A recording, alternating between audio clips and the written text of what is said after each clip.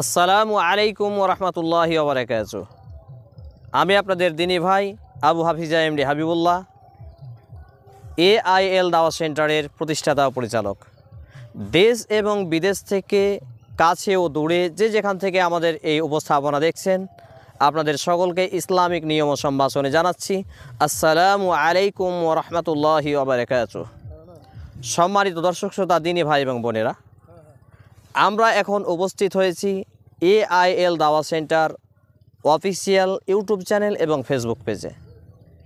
AIL দাওয়াত centre official YouTube channel এবং Facebook page একটি পবিত্র কোরআন এবং সেই সুন্নাহ ভিত্তিক নির্ভীক প্রচার মাধ্যম, যার লক্ষ্য এবং উদ্দেশ্য প্রত্যেকটা ঘরে ঘরে পবিত্র কোরআন এবং সেই সুন্নাহ অর্থাৎ ওহির বাণী মানুষের দুয়ারে দুয়ারে গিয়ে পৌঁছে দেওয়া।